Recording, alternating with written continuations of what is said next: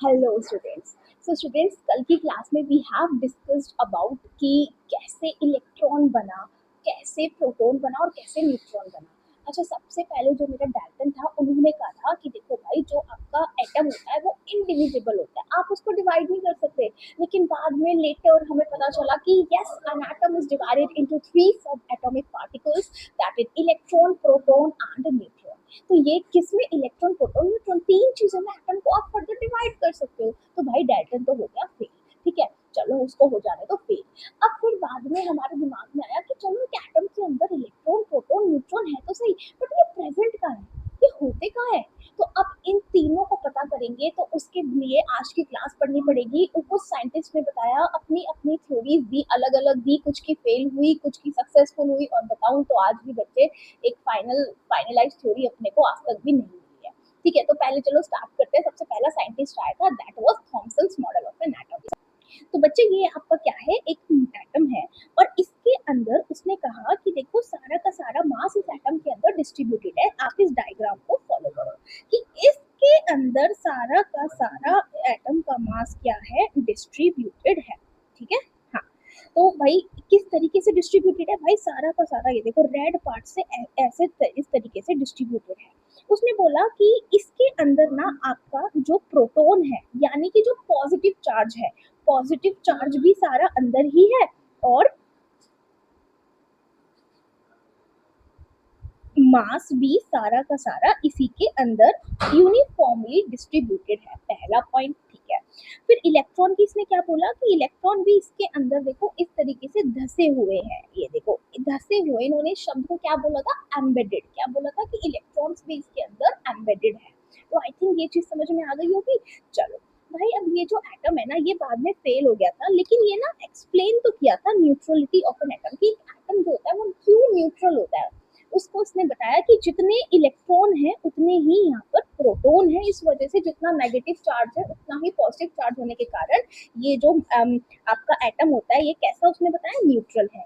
लेकिन बच्चे, बाद में जब साइंटिस्ट ने और भी रिसर्च की तो कुछ और उन्होंने मतलब चीजें एटम के बारे में सर्च की, तो इसकी थ्योरी उनके अकॉर्डिंग बिल्कुल मिसमैच हो गई, बिल्कुल भी मैच नहीं हुई। तो इस वजह से ये मॉडल बाद में जाके फेल हो गया।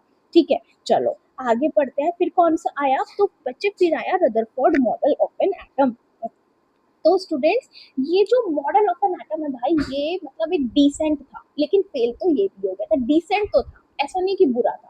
इसने क्या कहा था, ध्यान से सुनो स्टूडेंट्स। इसने ना, ये देखो, ये एक गोल्ड का फॉइल लिया और इसने सामने से अल्फा पार्टिकल्स फेंके। और भाई मैम, ये लेड प्लेट क्यों लगा रखा है, भाई देखो इसके अंदर ना एक होल है। इस होल से सारे के सारे अल्फा पार्टिकल एक ही डायरेक्शन में देखो कंसंट्रेट होके आ रहे हैं। अच्छा, थॉमसन का अगर मैं मॉडल 1 मिनट के लिए मान लूं कि वो सही था, तो भाई थॉमसन ने तो कहा था कि ये देखो, ये सारा का सारा देखो, ये जो है ना, इसके अंदर सारा का सारा मास कंसंट्रेटेड है। भाई एक बात और ध्यान रखना, एक बात और मैं यहाँ पे मेंशन कर देती हूँ कि ये ना, इस मॉडल को अपन बोलते हैं वाटरमेलन मॉडल। दूसरा इसने एक और नाम दिया था, प्लम पुडिंग मॉडल। भाई वाटरमेलन मॉडल क्यों बोला था, क्योंकि देखो ये एक खरबूज कह रही हूँ, एक्चुअली एक तरबूज की तरह ही तो लग रहा है, वाटरमेलन की तरह ही तो लग रहा है, तो इसलिए हमने इसका नाम दिया वाटरमेलन मॉडल। और भाई प्लम पुडिंग, जैसे पुडिंग के अंदर प्लम प्रेजेंट होता है ना, इस तरीके से ये एक एटम, मतलब उसने एक मॉडल को ऐसे कंपेयर किया है ना। हाँ चलो, अब भाई रदरफोर्ड ने बोला कि देखो, अगर हम इसका किसका, थॉमसन का मॉडल को कंपेयर करें और मान ले कि वो सही है, तो ये देखो ये रहा उसका। तो भाई जब मैंने इस पे अल्फा पार्टिकल भेजे, ये देखो इस तरीके से अल्फा पार्टिकल आए, तो भाई यहाँ पे सारा का सारा मास कंसंट्रेटेड है। तो डेफिनेटली ये अल्फा पार्टिकल जब आएंगे तो इससे टकराएंगे, और जब इससे टकराएंगे तो कुछ एंगल पे डिफ्लेक्ट होने चाहिए ना। ये देखो अल्फा पार्टिकल की रे फिर से आई, डिफ्लेक्ट हुई, और मतलब डिफ्लेक्शन तो होना चाहिए, तो कॉमन सी बात है यार। जैसे मैं आपको अगर एक बात बताऊं, जैसे सपोज मैंने ये पेन की कैप लिया है ना, और ये मेरा हाथ है। अब मैंने क्या किया, मैंने इस, ये हाथ मेरा क्या है, सॉलिड है। कैसा है, सॉलिड है। देखो मैंने इसको पेन की कैप फेंकी, तो आपने क्या ऑब्जर्व किया कि भाई वो पेन की कैप फेंकी, वो सीधी थोड़ी चली गई, वो सीधी थोड़ी चली गई, वो गिरी किसी एंगल पे, डिफ्लेक्ट हुई और नीचे जाके गिर गई। अब देखो नीचे ही गिर गई शायद, तो चलो बाद में उठा लेंगे, है ना। तो वो किसी एंगल पे यहाँ पे क्या होता है, डिफ्लेक्शन होता है। इतनी बात क्लियर है, क्लियर है। तो भाई मैम अगर डिफ्लेक्शन होता है तो फिर तो यहाँ पे अब यहाँ पे हुआ क्या, पहले ये तो बताओ। तो स्टूडेंट जब यहाँ पे आपने रे भेजी भेजी तो भाई सबसे ज्यादा सारी की सारी मोस्ट ऑफ द रेज ना मेरी सीधी चली गई विदाउट डिफ्लेक्टेड। यार ये ऐसा कैसे हो गया? देखो, most of the alpha particle passed through the gold foil undeflected. तो भाई ये तो समझ नहीं आ रहा हुआ क्या है। उसके बाद बहुत कम रेज ऐसी थी जो कि डिफ्लेक्शन शो किया, बहुत कम। और आप मानो या ना मानो भाई, एक रे अगर सपोज आपने यहाँ पे 20,000 रेज फेंकी, ऐसी ऐसी यहाँ से 20,000 रेज फेंकी, तो स्टूडेंट 20,000 में से एक ही रे ऐसी थी जो कि अगर आपने ऐसे फेंकी तो वो ऐसे ही वापस आ गई। ओ माय गॉड, ये क्या हो गया? ऐसा कैसे हो सकता है? तो फिर भाई उसका तो रदरफोर्ड तो मतलब सुन के पागल हो गया, ऐसा कैसे हो गया? तो उसने भाई देखो, उसने यही ऑब्जर्व किया, ये तीनों जो मैंने अभी आपको बताया ये वही ऑब्जर्वेशन है कि most of the alpha particle undeflected गए और स्मॉल फ्रैक्शन अल्फा पार्टिकल का डिफ्लेक्ट हुआ था बहुत स्मॉल एंगल से। और 20,000 में एक रे ऐसी थी जो कि बाउंस बैक कर गई, है ना? तो ये तो ऑब्जर्वेशन थी। तो इन ऑब्जर्वेशन पे बेस्ड उसने कुछ कंक्लूजन निकाले और फिर इन कंक्लूजन और ऑब्जर्वेशन को साथ में ध्यान रखते हुए उसने अपना एक मॉडल दिया जिसका नाम था Rutherford model of an atom. तो अब क्या कंक्लूजन आए? तो स्टूडेंट्स जो कंक्लूजन आए वो ये आए कि जिस तरीके से थॉमसन ने कहा था कि सारा का सारा एटम भरा हुआ है, तो वो तो बात गलत है। तो ठीक है, वो तो गलत है। अब क्या हुआ कि भाई उसने बोला कि सारा का सारा एटम भरा नहीं है, मोस्ट ऑफ द एटम वो खाली है, खाली है।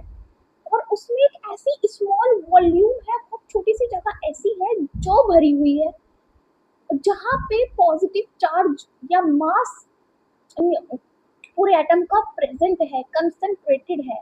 क्योंकि जब पॉजिटिव चार्ज आता है और उस पर्टिकुलर पॉजिटिव मास पे आके वही वहां पे रिपल्शन होना चाहिए, तो जैसे ही वो उसके नजदीक आया तो वहीं से वो डिफ्लेक्शन शो करता है। देखो मैं बता दूं क्या हुआ, कि उसने बोला एटम ये रहा आपका, लेकिन इसके अंदर जो आप ये कंसंट्रेटेड मास की बात करते हो ना, पॉजिटिव चार्ज, ये बहुत छोटा सा है।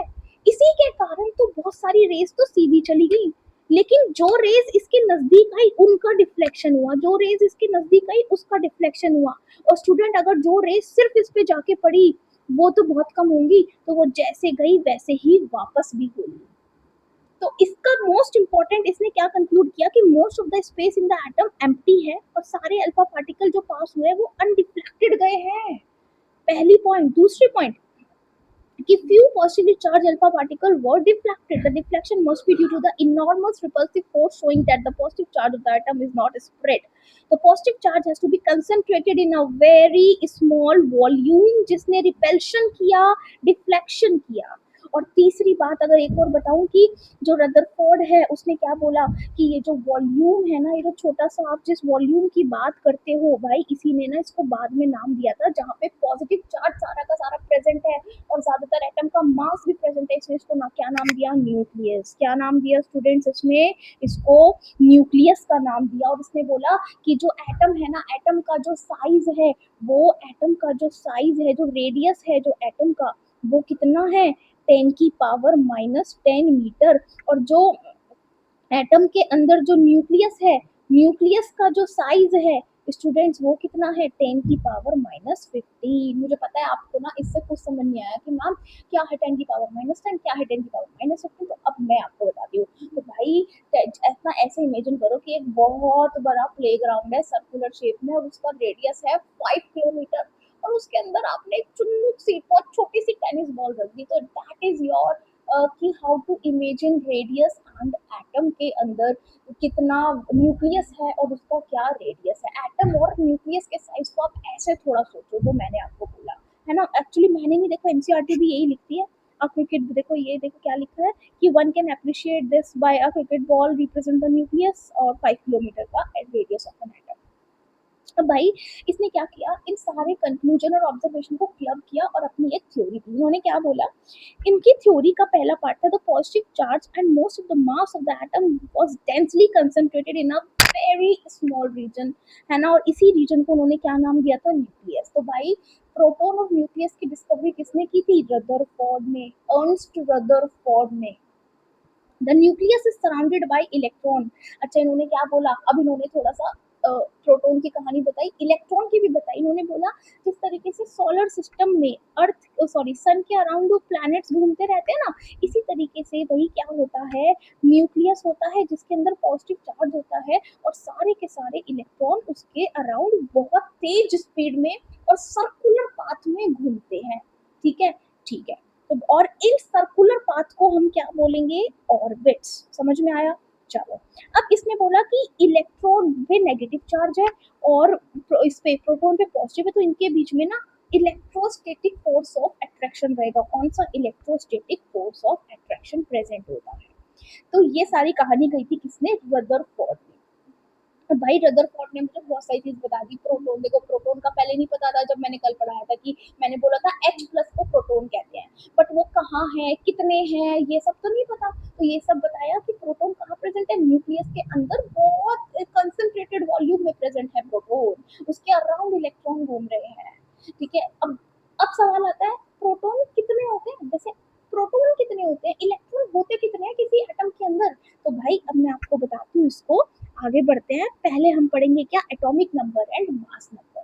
तो स्टूडेंट ध्यान रखना कि किसी भी, एक तो होता है आपका क्या, न्यूक्लियस, जिसके अंदर सारा का सारा पॉजिटिव मास, पॉजिटिव चार्ज और मास कंसंट्रेटेड होते हैं किसी भी एटम के, और उसके अराउंड मेरे इलेक्ट्रॉन ये देखो घूम रहे होते हैं सर्कुलर पाथ में और वेरी हाई स्पीड में। इतनी चीज क्लियर है? हाँ। अब भाई एक बात मैं आपको बताती हूँ कि प्रोटॉन्स कितने होते हैं। सबसे पहला सवाल कि प्रोटॉन्स कितने होते हैं। तो भाई प्रोटॉन होते हैं एटॉमिक नंबर के बराबर और एटॉमिक नंबर को रिप्रेजेंट करते हैं Z से। और इलेक्ट्रॉन कितने होते हैं, तो भाई अगर इलेक्ट्रॉन की बात करें तो इलेक्ट्रॉन भी एटॉमिक नंबर के बराबर होते हैं न्यूट्रल एटम के लिए। समझ में आया कि इलेक्ट्रॉन और प्रोटॉन कितने होते हैं? आई थिंक क्लियर है।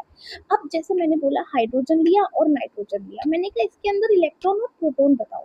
तो आप क्या कहोगे, भाई इसके अंदर जो इलेक्ट्रॉन है वो तो मैम इसके एटॉमिक नंबर के बराबर है और प्रोटॉन भी इसके एटॉमिक नंबर के बराबर है ना।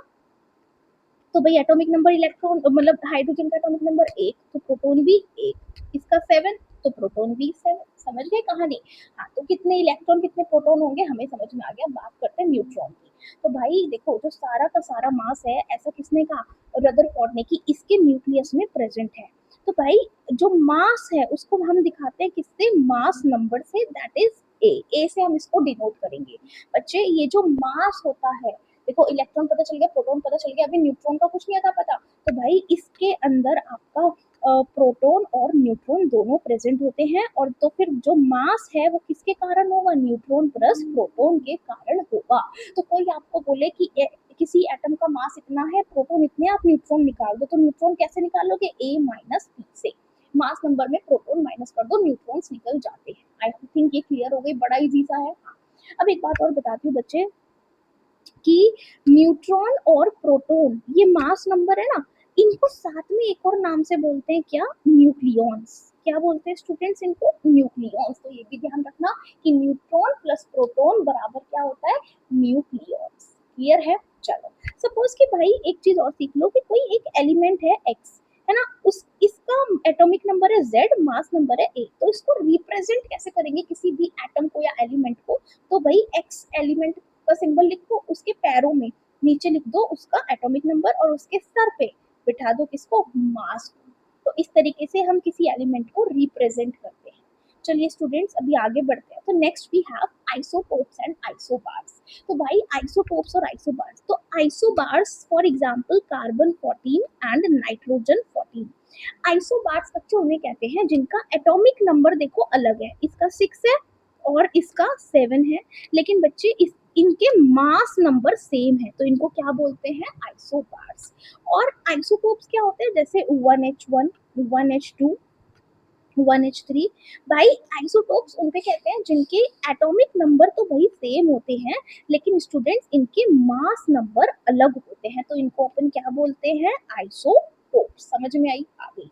अच्छा इसको क्या बोलते हैं बताओ, प्रोटियम। क्या नाम दिया था हमने इसको, प्रोटियम। ये तो यार आपको थोड़ा सा पता होगा ना, 10th क्लास में ये सब चीजें डिस्कस कर देते हैं। इसको क्या बोलते हैं, ड्यूटेरियम। और इसको क्या बोलते हैं, ट्राइटियम। Protium, deuterium, tritium. ठीक है, सो ये आपकी बात हो गई। अब एक बड़ी अच्छी सी बात बताती हूँ, ध्यान से सुनना भाई। कुछ आजकल ना स्टेटमेंट वाइज सवाल आते हैं, तो इसीलिए मैं फोकस करती हूँ कि थोड़ा ना एनसीईआरटी भी क्लास के अंदर ही करा दूँ। मुझे पता है अब बाद में तो पढ़ने नहीं वाले।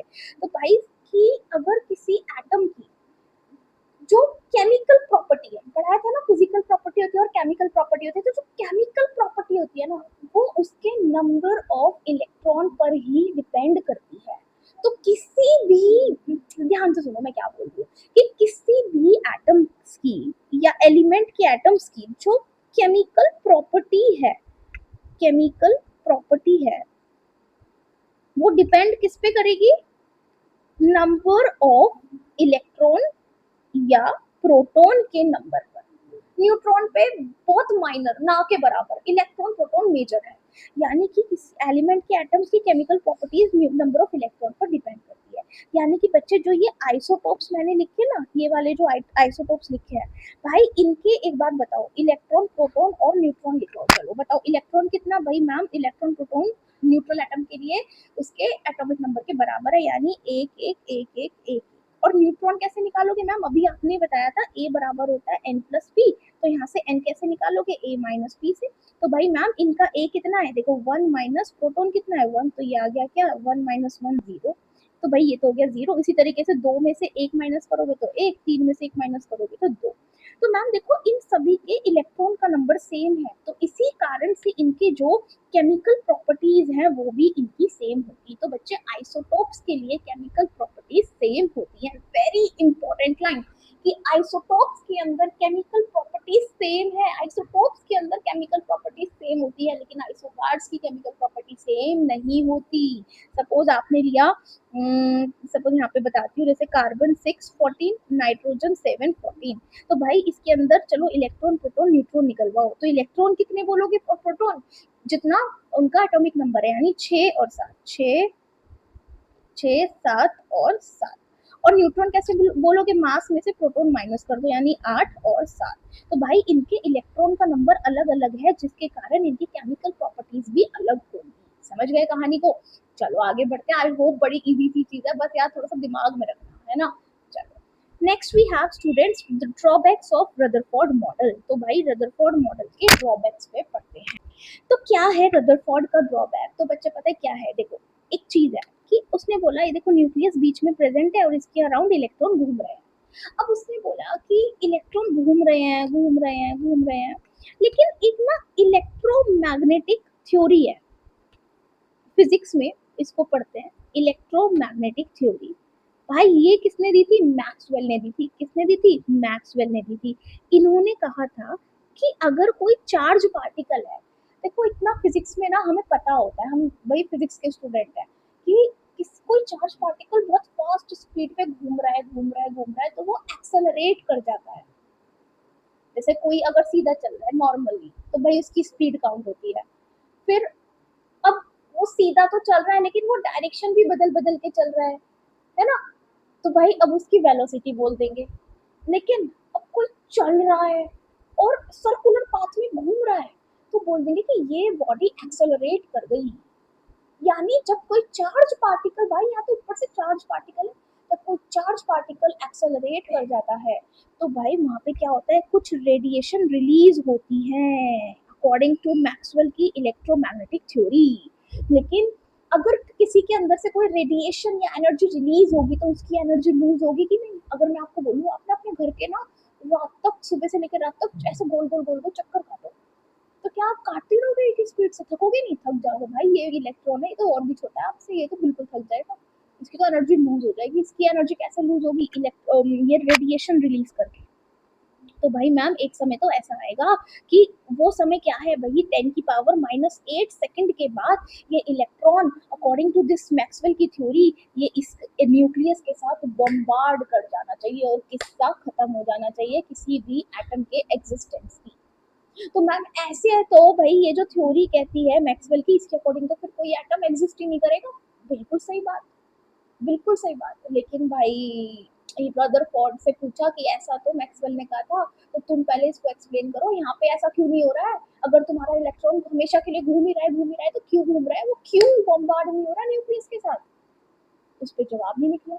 फिर एक साइंटिस्ट था, उसने बोला कि चलो घूम रहा है, हमें तो कोई दिक्कत नहीं, घूमने दो, लेकिन चलो उसकी एनर्जी लूज हो गई, लूज होते होते होते होते कभी तो एक समय ऐसा आएगा ना कि वो न्यूक्लियस के साथ जाके चिपक जाए, है ना भाई। जैसे अब ये कहानी किसको रिप्रेजेंट कर रही है, थॉमसन वाली पॉइंट पे पहुंचो कि थॉमसन का एटम था ना, ये देखो, ये उसका सारा का सारा प्रोटॉन और मास सब पॉजिटिव चार्ज ऐसे फैला हुआ है, और इसके अंदर कौन बैठे हुए हैं, इलेक्ट्रॉन। तो भाई एक समय ऐसा आना चाहिए रदरफोर्ड के मॉडल में भी कि इसके अंदर ही इलेक्ट्रॉन आके बैठ जाएंगे, धस जाएंगे जब उनकी एनर्जी घूम रहेगी। तो आप ऐसे मान लो इलेक्ट्रॉन को ऐसे घुमा क्यों रहे हो, ऐसे क्यों बोल रहे हो कि सर्कुलर पाथ में बहुत हाई स्पीड में घूम रहे हैं, आप बोल दो कि वो स्टेशनरी है, तो वो मिनिएचर फॉर्म बन जाएगा किसका, उसका थॉमसन मॉडल का। बट उन पे इसका भी जवाब नहीं निकला। तो भाई ये मॉडल फेल हो गया। तो क्यों फेल हो गया, क्योंकि एक तो ये एटम की स्टेबिलिटी पे कमेंट नहीं कर पाया, और स्टूडेंट ये डिस्ट्रीब्यूशन ऑफ इलेक्ट्रॉन को भी नहीं समझा पाया, ठीक है। लेकिन एक बहुत अच्छी बात थी जो कि इसने हमें बताई, दैट वाज न्यूक्लियस के अंदर प्रेजेंट है कौन, प्रोटॉन, जो कि बहुत ही अच्छा इसका एक इन्वेंशन था, बहुत ही प्यारा इसका एक आविष्कार था, ठीक है। चलिए स्टूडेंट समझ में आ गया होगा, अभी आगे बढ़ते हैं। तो भाई नेक्स्ट आता है डिस्टेंस ऑफ क्लोजेस्ट अप्रोच, है ना। यहाँ ये एक ना it's a part of Rutherford model. यहाँ पे क्या होता है, ध्यान से सुनो, कि जैसे मैंने अल्फा पार्टिकल लिया लिया था ना, अल्फा पार्टिकल गोल्ड फॉइल पे भेजा था, सपोज वो गोल्ड फॉइल का ये रहा आपका प्लस चार्ज, या गोल्ड भी नहीं है, कोई और भी एलिमेंट का फॉइल है, तो ये रहा उसका पॉजिटिव चार्ज यानी न्यूक्लियस।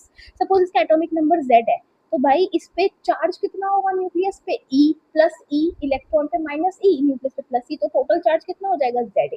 अब क्या होता है, सपोज अल्फा पार्टिकल है, भाई अल्फा पार्टिकल पे कितना कितना यूनिट चार्ज होता है, +2 यूनिट, तो मैं बोल दूं कि +2 यूनिट का इस पे चार्ज है, 2E का, है ना, ये चार्ज है। अब मैंने क्या बोला, मैंने कहा देखो ये रहा ए इसका पॉइंट, ये रहा इसका पॉइंट, अब ये इसके पास आ रहा है आ रहा है आ रहा है, यानी कि किसी काइनेटिक एनर्जी से ये आगे चले जा रहा है, इसके अंदर काइनेटिक एनर्जी होगी। लेकिन बच्चे एक समय ऐसा आएगा कि ये प्लस प्लस सेम चार्ज होने के कारण ये इसको धकेलेगा धकेलेगा धकेलेगा धकेलेगा।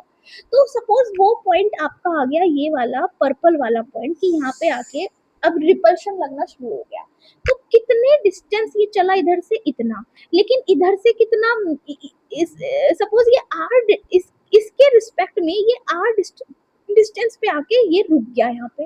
तो भाई इसी आर डिस्टेंस को बोलते हैं डिस्टेंस ऑफ क्लोजेस्ट अप्रोच, यानी कि एक ऐसा डिस्टेंस जहां पर जो आपका आने वाला जो अल्फा पार्टिकल था वो आके रुक गया ड्यू टू रिपल्शन। और जब ये रुकता है ना स्टूडेंट, तो यहाँ पे एक चीज और होती है कि इसकी सारी की सारी काइनेटिक एनर्जी, जो इनिशियल काइनेटिक एनर्जी होती है, वो इसकी पोटेंशियल एनर्जी में सब कन्वर्ट हो जाती है। रुक गया ना, तो पोटेंशियल एनर्जी में कन्वर्ट हो जाएगा, फिर रुका, फिर वापस से वो चलना शुरू कर देगा। तो इस पॉइंट को बोलते हैं डिस्टेंस ऑफ क्लोजेस्ट अप्रोच, और इस पॉइंट पर इनिशियल काइनेटिक एनर्जी बराबर हो जाता है पोटेंशियल एनर्जी के। समझ में आई। चलो तो एक बात बताओ, मैं बोलूँ, मैंने कहा काइनेटिक एनर्जी होती है ½ mv², और पोटेंशियल एनर्जी का फॉर्मूला होता है K(Q1Q2)/R। तो बच्चे ये आप पढ़ चुके हो, ये फॉर्मूला फिजिक्स का पार्ट चल रहा है सारा, वहां पे पढ़ा होगा ना इलेक्ट्रोस्टैटिक्स में, याद है कि नहीं, एक बार पढ़ लेना यार जल्दी से, इलेक्ट्रोस्टैटिक्स बड़ा इंपॉर्टेंट चैप्टर है। तो ये जो आर है ना स्टूडेंट्स, ध्यान से सुनो भाई, ये जो आर है ना, यही आर क्या है, distance of closest approach, DCA, distance of closest approach, ठीक है। तो ये निकालने को बोलता है। तो बताओ यहाँ पे Q1 क्या क्या रख दो, Q1 रख दो +2E, और Q2 क्या रख दो, Q2 रख दो यहाँ पे क्या, ZE +ZE, है ना। और E की वैल्यू आपको पता ही है क्या होती है, 1.6 इंटू 10⁻⁻19 कूलम। बताओ कोई दिक्कत है, परेशानी, कुछ भी दिक्कत नहीं है आपको। ये हो गई डिस्टेंस ऑफ क्लोजेस्ट अप्रोच। अब ये जो मेन टॉपिक है ना भाई, ये है फिजिक्स का, लेकिन कई बार ना केमिस्ट्री में भी देखने को सुनने को मिलता है, फिर आप अगर मैं नहीं पढ़ाऊंगी ना भाई, आप घबरा जाओगे, मैम ने छुड़वा दिया, तो इसलिए मैंने कवर करा दिया। चलो अब ये देखो रेडियस ऑफ न्यूक्लियस। तो भाई ये फॉर्मूला कहाँ से आया, कैसे आया, इसमें मुझे कोई इंटरेस्ट नहीं है, ना आपको इंटरेस्ट है, ठीक है। कभी कभार यूज हो गया तो हो गया, वरना ये यूज भी नहीं होता है। क्या है कि किसी भी एटम का, भाई अब इतने सारे एटम है तो सबके न्यूक्लियस का साइज भी तो अलग अलग होगा ना, जब हर एटम का साइज अलग होगा, तो उन न्यूक्लियस की रेडियस कैसे निकालोगे, तो उन न्यूक्लियस की रेडियस निकालने का स्टूडेंट्स एक फॉर्मूला है, दैट इज R0 A⁻⁴ क्या है, R बराबर आर नॉट ए की पावर 1/3। ए क्या होता है बच्चे, ये अभी बताया था आपको, मास नंबर, और आर नॉट एक कांस्टेंट है, दैट इज 1.3 इंटू 10 की पावर -15 मीटर। तो ये सब आपको वो देगा, आर नॉट पता है, ए देगा, और आर की वैल्यू आप फटाफट निकाल दो फॉर्मूले में लगा के। ठीक है, चलो भाई, तो आज की क्लास के लिए इतना ही रखते हैं। अब अपन ना कल की क्लास में आगे फटाफट बढ़ जाएंगे। कल मैं आपको कुछ इंटरेस्टिंग चीजें कराऊंगी, इलेक्ट्रोमैग्नेटिक रेडिएशन, बोहर मॉडल, ये सब। ठीक है, चलिए स्टूडेंट, बेस्ट ऑफ लक, पढ़ते रहिए, खुश रहिए।